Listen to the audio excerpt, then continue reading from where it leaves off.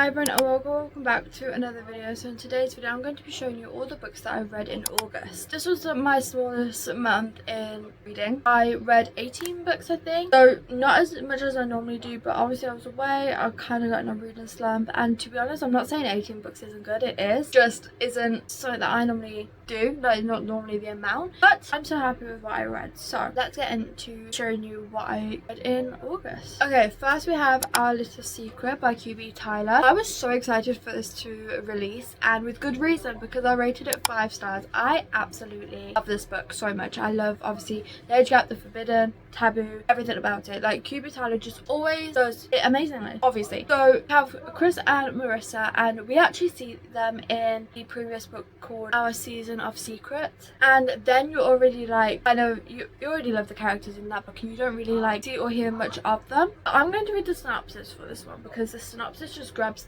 the attention straight away in my opinion. Okay, so the synopsis says, 2 months ago I had the best night of my life at my friend's wedding. I was confident, smooth, gorgeous as him. I had a connection that I had never felt with anyone, so I thought, because the next morning he was gone before I woke up with a note that led me to believe he was not interested in a repeat. Feeling rejected and confused, I managed to put him out of my head. Until now, on my first day of my new job, because the man responsible for the best night of my life is my married boss, and he hasn't stopped thinking about me either. Like, isn't that just gripping by itself? I love this book so much. Like, workplace, romance, age gap, married boss, like perfection in a book if you ask me. Yeah, definitely 5 stars, and I would highly recommend it if this type of book is for you. Okay, next we have Papers Don't Lie by Maeve Hazel, and this is not normally the type of book I would like normally pick. I haven't heard anyone talk about this one before. I saw it on my Kindle and it looked interesting and it sounded interesting, so I read it, and I read it quite quickly. So I did rate this book 4 stars. It was definitely a very gripping book. The tropes for this book is dual POV, marriage or convenience, dislike to like, touch her and die,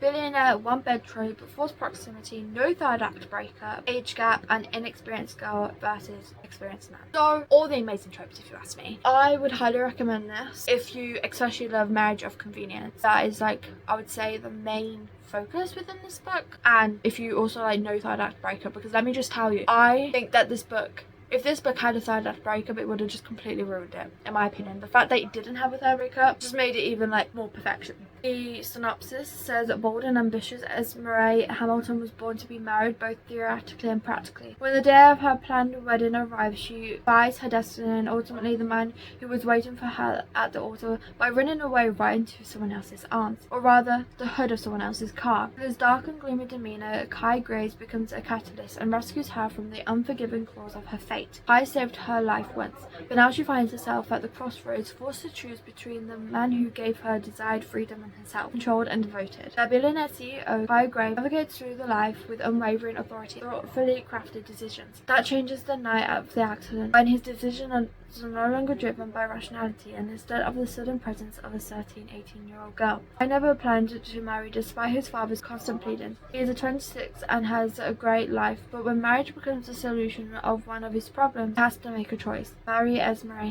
Hamilton. Like I said, I'd highly recommend it if marriage convenience is one of your favourite tropes. And I would definitely say this book should be talked about more. Okay, next book I read was Incidents Around the House, and I read this in foresty area. And let me just tell you, it definitely added to the vibes of the book. Definitely probably a wrong time, because let me tell you, it just creeped me out a little bit more. Like, this book is creepy within itself, but this was like just even creepier. So I did rate this at 3 stars, as I don't know what it was. I don't know if it's because I couldn't read it in one sitting, knowing that I could, and it just kind of took me out the story. Like, this, I would definitely say, if you're going to read this book, read it in one sitting, because it is that type of book where you do kind of need to read it in one sitting, or you be took out of the story. And I think that might have been what happened to me, is that I wasn't able to read it in one sitting, so I kept being taken out the story, and then I had to keep like kind of get back into it. I'll be taken back out the story again. Definitely a one sitting type read. But this is about, I'm going to keep it short, this is about a little girl who talks about her other mummy that comes out of the closet at night. So yeah, that's all I'm going to say, because obviously I don't want to spoil it. But let me just tell you, if you do go on a ride with this book, and I could probably say kind of an emotional ride, but I have known quite a few people to rate this 5 stars. I just feel like it ruined it for me a little bit by me keep having to stop reading it and being took out the story. But most people, from what I've heard, have rated it 5 stars and really loved it. I'm not saying I didn't love it. Like, I did. I liked the story and I would highly recommend it to everyone. I just feel like I kept being taken out the story. Okay, then we have The Intern by Marnie Mann. So these are quick reads, so I decided to finish off the series because I only had 2 books left, I think it was, and I thought, oh, while I'm on holiday, I just feel like it's, you know, the best time, as they are quick reads. So I can't really remember what these are about. To be honest, most of August's reads have just flown out my head. Like, I don't really remember what they're about, so that is why I'm kind of reading the synopsis, because my mind is just blank from everything I read in August. I'm not going to lie. But this is Declan Shaw's story, and they meet at a bar. Oh, it says, but a few weeks later, when I walk into the Dalton group, my family's a law firm. I'm starting my internship. My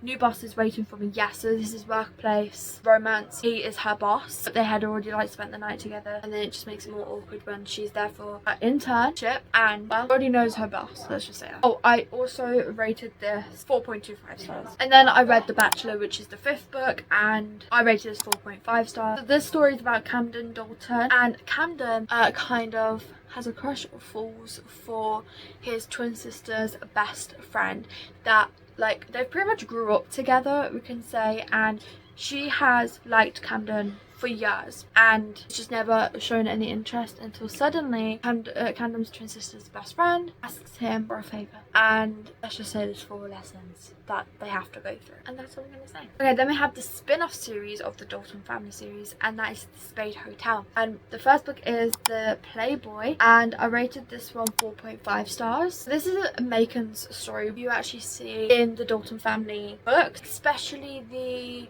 4th book, if I remember correctly. He goes into this bar one night and meets this girl who is just like dancing by herself, and it like attracts him type thing, and then they have a one-night stand. She plays hard to get and he's determined, even though he's like, why am I so determined when I don't want to date, I don't want to marry, all that stuff. Okay, then I read 19 Steps by Millie Bobby Brown, and I'm not rating this book because it is based off her grandmother's story and generally like her grandmother's life, and I don't feel like it's my right to be rating someone's story. This is ghostwritten, which some people aren't a fan of, but it's just the way things go. It's definitely hard to read. I would definitely recommend it. I don't really have much to say about it. Then I read Her Sister's Child by Alison James, and I rated this 2 stars. I was actually quite disappointed with this book. I don't know if it was just the mood I was in or the book in general, but I just feel like it was slacking. It was boring. It did not grab my attention at all. I don't know if it was just me, but I just found things a little bit confusing at times. And I read other books by Alison James before. One I loved, I liked, I rated 3 stars. Then the second book in that series I rated 2 stars, and then I picked this one up and I was disappointed. I did have high hopes for it. The back, it just sounds so good. Like I said, I don't know if it was just me, but I just feel like there was things that was lacking. Some bits were confusing. I don't know. Okay, then I read The Partner Plot, and I rated this book 3.5 stars. It says David and Violet are high school sweethearts whose relationship ended in a breakup not long after they started college. Guys have passed, and Xavier is a basketball coach at the old high school, and Violet is living her dream as a celebrity fashion stylist. They cross paths in Vegas where they spend a drunk night together, ending in an duel at the altar. Their alleged marriage has benefits for both of them, and they decide to use it to their advantage. So that's all I'm going to read, as I don't want to spoil too much. But yeah, I would definitely say this is a very fun, light-hearted romance or rom-com. If you want something fast to read, like I said, light-hearted, not too stinky, then this is good. I listened to the audiobook, and I would say the audiobook is amazing. If you listen to loads of audiobooks and you're doing stuff at the same time and you want an audiobook that you don't really have to think too much with, then this is the perfect one. Then I read One Last Summer. I rated it 2 stars. I would really be like remember. It was a novella, it was short, it was fun. One Last Summer is a quick and cute prequel that introduces Ben and Julian's story. They are also high school sweethearts who are determined to enjoy their last day together before Ben leaves for college to play football. And I read The Rebel, which is the 2nd book in the Spade Hotel series, and I rated this book 4 stars. This is Owen's story, and it says after getting trapped in a blizzard, a private jet grounded in a hotel room available within miles, I met a woman at a bar. So they meet, they spend I think it was 3 nights together, like Christmas, and they go their own ways. But it turns out, let's just say, their families know each other and they're rivalries, they're enemies, their families are enemies, and that's all I'm going to say. But it is very interesting and I would recommend. Then we have The Giver of Stars, and I rated this 2 stars. I gave it 2 stars because I'm going to be honest, I don't really remember too much about this, and I think it's because I listened to the audiobook and it just kind of ruined the experience for me. But I don't think it's his author because I have read Me Before You before and I enjoyed that, so I don't know. I think I might have to reread this one day, give it a proper chance and maybe read it physically, not as an audiobook. And then I read Gallagher Dream Department Store and I rated it 2 stars. It was fascinating in the sense of like the storyline. Here, it was a fun, heartfelt story set in a department store full of dreams. Yeah, some people would compare it to Before the Coffee Gets Cold. I haven't read that, so I couldn't tell you, but if you like that, I'm going to guess you would like this one. But it's definitely a light, fun read and definitely a quick read. I don't know, I just felt like I was losing myself within the story a little bit at times. I don't know if that was just me though. It is also something that I don't normally read. Okay, then I read The Perfect Son by Freida McFadden and I rated this 4.25 stars. This was definitely a roller coaster. It was definitely a fun read, very quick, very fast paced and very gripping, and Freida McFadden just does it every time with mystery thrillers, every single time. So this is about a mother and she gets a knock on her door and it's the police saying, "Miss Cass, we were hoping your son could answer a few questions about the girl who disappeared last night." Her son was the last one to be seen with the girl that went missing. Erica has always sensed something different in her seemingly perfect oldest child. Charming, smart and popular, but mothers have the best instinct, and Erica knows there's more to her son than meets the eye. She wants to believe he's innocent. As the evidence mounts, she can't deny the truth. Liam may have done the unthinkable. I love this. Okay, then I finally finished Zodiac Academy The Awakening, which is the first book. I rated it 4 stars. I started it before going away and then I finished it a couple of days ago, and I am actually really intrigued and want to continue with the series, which is shocking for me considering it's a fantasy, but I am very intrigued for how this is going to continue and I just love the storyline of it. It's very gripping. It did take me, with this book, because obviously it's the first one, it did take me a little bit to get on into it, but I'm gonna say probably about the halfway mark or just over, it gripped my attention, and I was expecting that because it is the first book, but I can only imagine it gets better from here. And there's loads of books. I think there's like 24 books in the series. And I read Persuasion and I rated this 4 stars, and I loved this classic so much and I loved the story. It was so heartbreaking but also like so beautiful near the end. I highly recommend it if you haven't read it already. Just also the writing, which isn't shocking at all, and with this one it has pictures, and just seeing the pictures as well while reading it, I had a great time with this one. Then I read The Co-op and I rated this 3 stars. It took me longer to read than what I wanted, but that was just because I was busy. I was kind of disappointed about this book. It was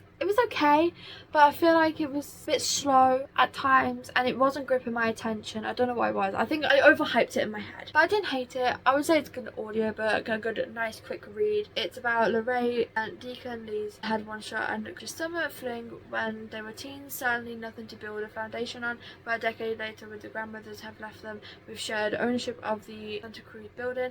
They find themselves back in each other's lives and have to figure out how to put together the pieces, so this is like second chance. And then finally I read Alien Mannequin and I rated this 3 stars. This novella is 37 pages. It's definitely not to be took seriously, that's why I rated it 3 stars. Like, it's made to be funny, it's made as a joke, so don't, if you're going to read this, don't go into it thinking like it's going to be some masterpiece literature, because it ain't that. It is not that at all, purely for fun, and I was looking for something like that. So those are all the books that I read in August. I'm quite surprised it took me so long to get through them, as I've read a lot less than I normally do, but I mean, I suppose I talked a little bit more. But anyway, that is the end of today's video. Thank you all so much for watching. If you would like to leave a comment but not sure what to say, leave this emoji. Thank you all again. Please remember to like and subscribe if you like more bookish content from me, like this one, and I hope to see you in my next one. Bye.